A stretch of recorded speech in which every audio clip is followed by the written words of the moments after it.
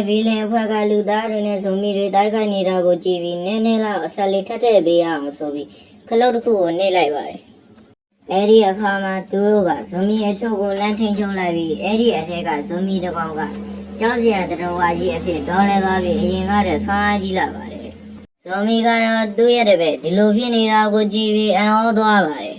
။အဲဒီအချိန်မှာပဲဆရာကြီးစရိုင်းတဲ့ကောင်ကဇုံမီတွေကိုမြင့်ဖြတ်မယ်ဆိုပြီးကောင်းကင်ကနေဆင်းလာပါတယ်။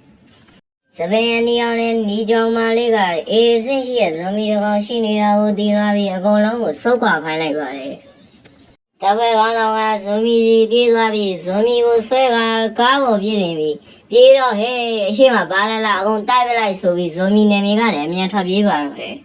။အဲဒီအချိန်မှာနီကြောင်မလေးက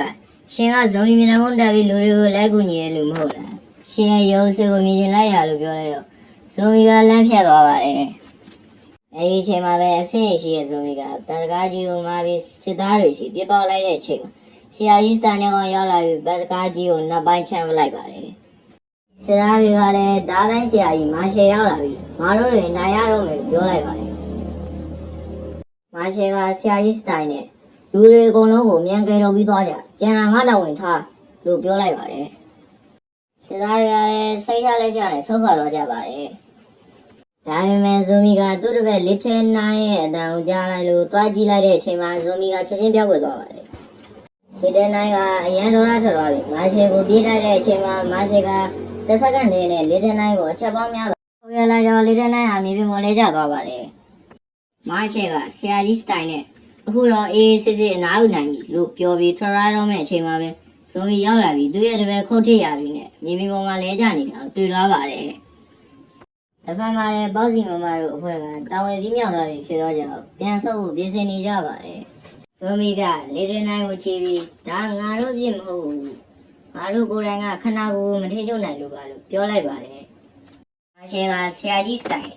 ငါတို့ဆိုတာဗါလေမင်းကဇုံမီလားဆိုပြီးဇုံမီကိုဓာတ်နဲ့အရင်ဥအောင်ပြေးခုတ်ပါတော့တယ်။မင်းကလေးတယောက်ကအောက်မှာဘောအဆင့်ဇုံမီရောင်ရှိနေတယ်လို့ပြောလိုက်ချိန်မှာနောက်တစ်ယောက်ကဘာမှမပူနဲ့မာရှယ်ရှိတယ်လို့ပြောလိုက်ပါတယ်။ဒါပေမဲ့ကောင်မလေးကမဟုတ်ဘူး